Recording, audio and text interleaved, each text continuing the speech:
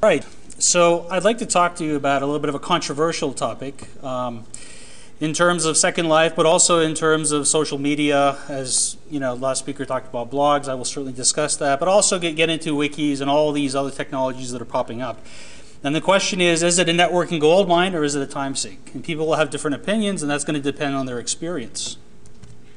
For example, ACS now has the ACS member network. There are 11,000 people on it. Question is, should you invest time to look into it? So you will have to answer that for yourself by seeing what kinds of things have worked and what types of things have not worked. There are plenty of these things around, and to be able to evaluate them is really important. So I thought I would start actually with something I really haven't seen people do a lot of, and I think they should do a lot more, and that's success stories with networking and social software. The first one is Bora Zivkovic. Bora has a very popular blog, around the clock, and he's a biologist, and he basically posted this about a year and a half ago that he saw a job opening for PLOS ONE, the shirt I'm wearing actually, this is taped, and he basically was interested in this online community manager. So anyone who knows Bora knows that he's one of these connector people, and that's what he does best. But he did something very interesting. Instead of contacting PLOS ONE directly, he actually put up a blog post and said, can you help me, basically? And he asked people to put recommendations for him. And so I was one of the people. Many other people came in, posted comments on this blog post, and within a matter of days he had the job. So this is actually a very encouraging one. Another more recent story, Deepak Singh. He also has a very popular blog, Business Bites Genes Molecules, very active. He's one of my close friends.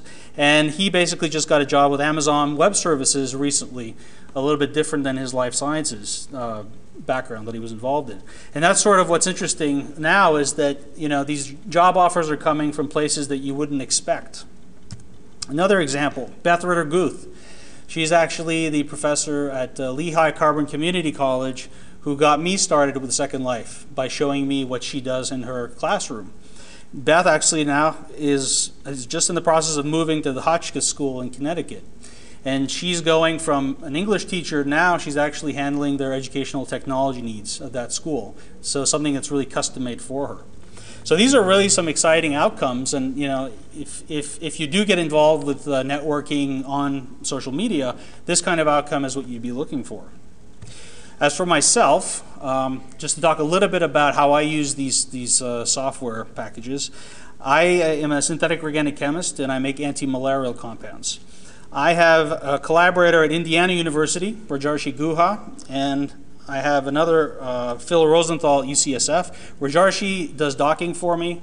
We make molecules, and Rosenthal group tests them for us. This would not have happened if I had not made all of my work public in real time. So this is, for me, this is one of the best outcomes, and this is a very professional kind of networking where you're actually finding formal collaborators. I'm not going to go through the whole story here of Open Notebook Science, but just to give you a few screenshots of what it looks like. Basically, I also have a blog where I discuss my chemistry and some things on open science. And here I'm discussing that we shipped some targets for the Rosenthal group to test. And there's a link down here that says See Experiment 150. So when you click on that link, it takes you to a wiki, which is the official lab notebook of my students. And there's a lot of pages here. Suffice it to say that everything that you would put in a regular lab notebook for an organic chemistry lab is in here. So you've got links to the original NMRs, you have links to all of the proof of what happened here. And that's sort of, my contribution to networking is not necessarily a blog or a wiki. It's a combination of these tools to actually communicate the research that I do. So as I mentioned, we could look at NMRs. We could actually make these interactive. So somebody coming over the web can actually expand areas and look at whatever they want. Now in terms of actually connecting people together, how does this actually work? Well, if we look at how most of the traffic is driven to my collection of sites, it's generally through Google, right? And the kind of search words that people are using are very instructive. So there are 4 different categories. One of them is people are searching for specific compounds. So they might be searching for phenylacetaldehyde. And we're seeing more and more people doing that. Instead of going to their library's databases, it's just much quicker to Google it. And if you don't get what you're looking for quickly, then you can spend time logging in and all that. We have experimental conditions. Again, lots of details here. Suffice it to say that people looking for these things are very likely to find them on our lab notebook. Then there's some higher level stuff like educational, how to make a poster in Second Life, which I'll be getting to shortly, and a lot of big picture things like cheminformatics, protease, and malaria, and all these different things. So what I'm trying to say here is that this is how people are finding my site, and I'm happy with that. That's sort of the whole point of it. Here's one specific example where someone from the UK searched for purification of phenylacetaldehyde on Google. The first hit was experiment 37, and that takes them directly into the wiki, and that's my undergrad student, James. And then there's even pictures of the apparatus and everything. So that's how it's working, and I'm definitely trying to promote that.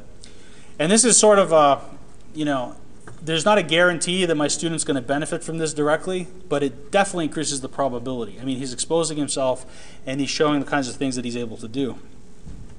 Here's another example of how the student can network. Shannon is another undergrad that worked in my lab, and she can write a summary of what she did, and then she can actually specify each individual experiment and her contribution to each one of those experiments.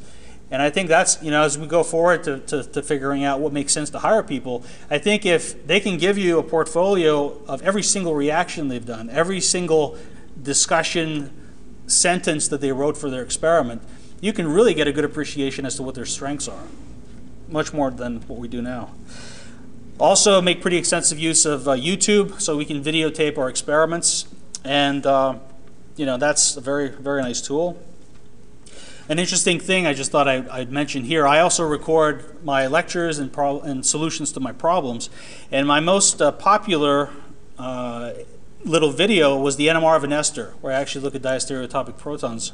And that is the most popular. It had over 5,000 hits, and it turns out that it is males over 45, in the 45 to 55 range, that are actually looking at this. I would have expected students, right? But if these statistics are to be believed, you really can't predict who your audience is going to be. So how does this fit into Second Life? Well, Second Life is just another tool, all right? So blogs do certain things well, wikis do other things well, and Second Life does things within a three-dimensional space. And the most valuable outcome for doing things in Second Life for me is really the people that you meet, and thus my talk here about networking. Here are some people that I've met that, some of them are in this room, some of them are not. Kate Seller, she set up ACS Island, and we met through Second Life, and that's been a very fruitful collaboration. Sandy Adam, she's over here, from Sigma Aldrich.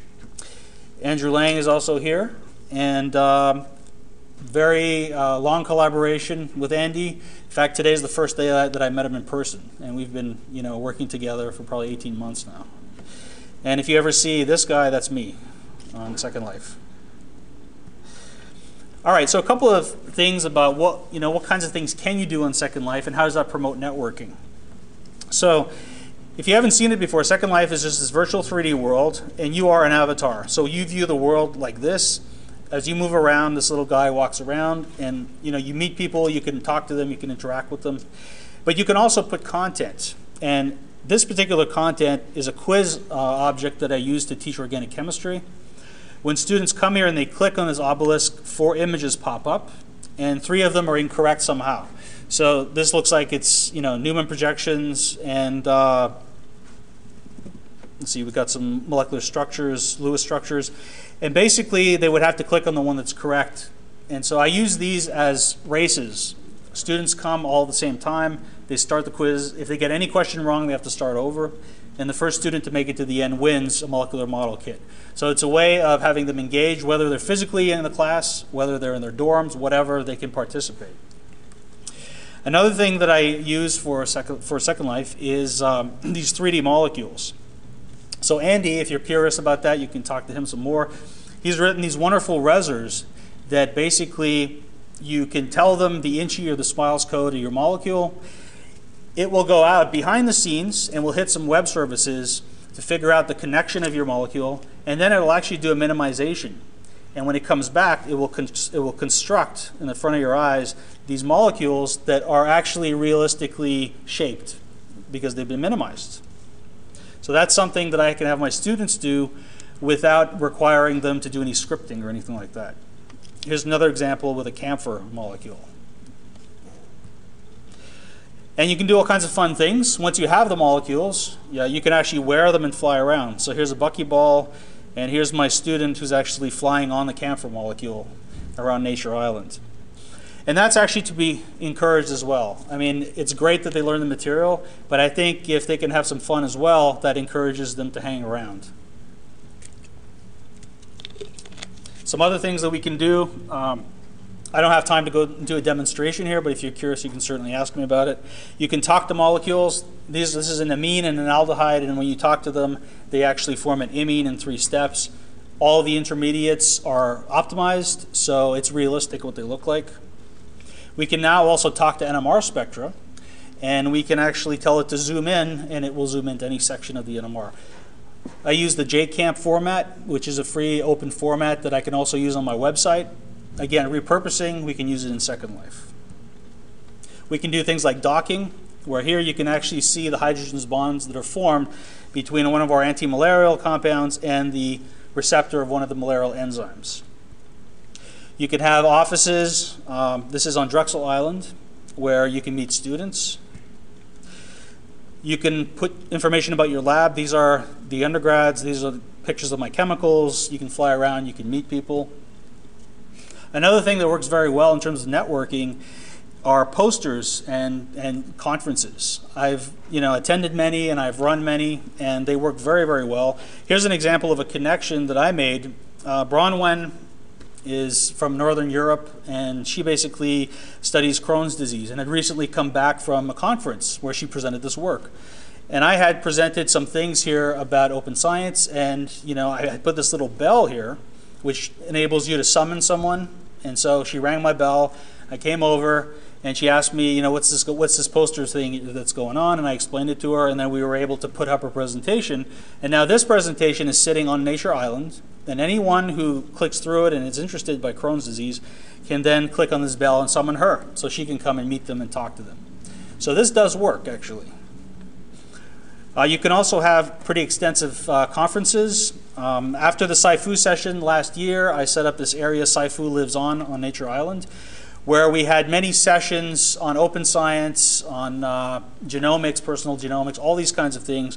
And we have up to 40 or 50 people on here at the same time, all meeting, talking to each other, and forming new connections, just like you would in a regular conference. This is a picture of ACS Island. It has the same shape as the ACS logo. That's something that we've done also for Drexel Island. It looks like a dragon, it looks like our mascot. And these are the people that were involved with that. At the last ACS in New Orleans, we actually had a virtual poster session where 20 of the posters were available in Second Life. They no longer are. They were. And currently, Andy's actually constructed this museum on ACS Island that is pretty neat. It has all kinds of displays on HIV, penicillin, all of these different things for people to learn and form connections. We also have a resident chemist program. So if you have a lab and you want to share what you do, I have a lab on ACS Island. Hinestroza has a lab. Gus Rosani at Michigan also has a lab. Gus actually puts pictures from his fluorescence microscope up as a means of visualizing his experiment space. But it's also there publicly available if you want to talk to him. And Joan also has AminoWorld that has, polypeptides. That's one of the other squares on ACS Island. And there's also Sigma Aldrich has several islands. The chemistry island here, you can see that they're putting up their products, and I think that has a lot of potential actually for finding new customers, but also interacting with chemists and just extending that networking. And Sandy is here if you want to talk to her about that. So, basically there's a lot of things going on, and one of the things that has been extremely effective lately in getting people together and to network is this tool called FriendFeed. Have any of you been using this? Basically, it's networking on steroids, really. What it does is it takes all of your feeds. So if you have, YouTube feed, you have a SlideShare feed, you have a Goodreads, whatever, it takes all that together, and you give that one link to a person. Now that person subscribes to your one feed, and they get access to 14 or 15 of your feeds, so they don't have to keep subscribing to you. But it also has a very quick feedback loop. So just to give you an example of how this works.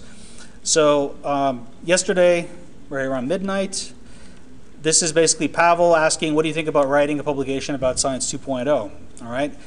And what's come of that is about 30 posts and maybe a dozen people within 24 hours.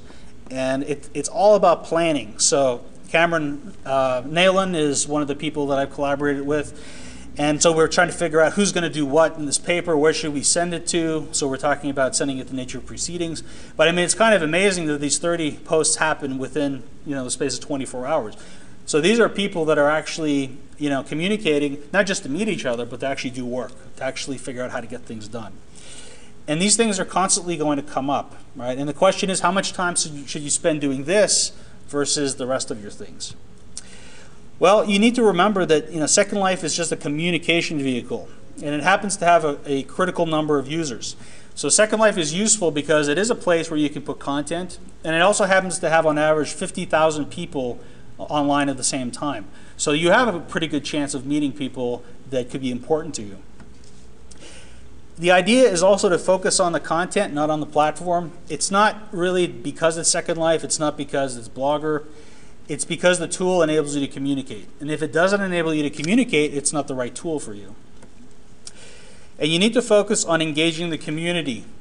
With all the people that I mentioned at the beginning of my talk that have succeeded, got these great job offers, they didn't go in there asking, what's the minimum amount that I can do to get a job offer? Because that's not going to work. They went in there to share what they knew. They went in there to meet people. And if you're sincere about that, over time you will absolutely meet the people that you need to meet in order to progress in your career. So it's really it's nothing new under the sun. It's just new tools that enable you to reach more people, more people that are important to you. And we often talk about Science 2.0 world, which is these new technologies like blogs and wikis, where you can post messages, you can rank things, you can annotate it. And the idea here is to try to spread the word across as many different platforms as it makes sense. Okay, so in the previous world, you wanted to put all of your stuff in one publication so that everyone would cite that one publication, and your value would depend on how many citations you got. In this world, it's actually better for you to spread as far as you possibly can, because you don't know what people you're going to catch in different parts of the net. So that's really what I wanted to say. If we have a few minutes, I'd like to invite a few people up. You guys still up for coming? We have Andy Lang, and we have Sandy Adams that are here. You can maybe say a few words.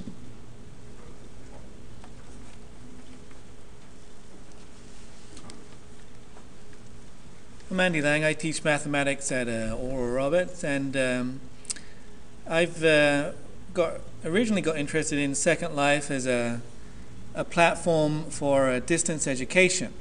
I was set up on Nature Island. I met some people from Nature. I was attracted to it because I'm originally from the United Kingdom, so the British Journal Nature has always been something I've been interested in. I met the Nature people, got a piece of land on Nature Island, and my next door neighbor was Jean-Claude right here, and we started collaborating. We just bumped into each other, and I had built a molecule reser just for fun to learn the scripting language, and I'm not a chemist, and Jean-Claude says, well, can you create molecules? What about this molecule? And I said, sure, and within 30 seconds we had the molecule. And we've been collaborating ever since then. That's about 18 months ago. And really, I'm at this conference because of that collaboration. We gave a talk this morning on using Second Life to teach chemistry. And that was the first time we ever met in real life, is when we met at the session. And we ended up presenting a talk together. And this was the first time we've ever met in real life, was today. So I would consider that a networking success story. Hi, my name is Sandy Adam. I do e-marketing for the chemistry division of Sigma Aldrich. And I'll just share a fun little story about how you never know where life is going to take you. I had a foot surgery back in December and got bored with sitting on my sofa watching TV and had heard about Second Life at an e-marketing conference about 6 months prior to that and thought, well, yeah, that doesn't fit my company. They're chemists, they don't do that. But I got so bored with TV that I decided around Christmas time to play with it. And found it a little challenging, even though I consider myself very technically savvy. Kind of gave up on it, got bored again, came back in, started doing some searching. I wonder if there's anything in here about chemistry. Found American Chemical Society's island and thought, what can I do with this? Lo and behold, I ended up meeting Andy and Jean-Claude on American ACS's island and started talking with them and met Kate and thought again, what can I do with this and how can I bring it to my company? And I spent about 6-7 months learning, exploring, collaborating with these gentlemen, talking with them. And out of that, I have been able to be successful in creating my own position now at Sigma Aldrich. And effective September 1st, my full-time job until the end of the year is going to be doing Second Life. So you explore different avenues and you just never know what's going to happen. And the intent on our islands is going to be to provide areas for students to do posters, and our HR department will eventually come in and be looking at finding new candidates for jobs. So Thanks, Ann. So I think we're done. If there are any questions?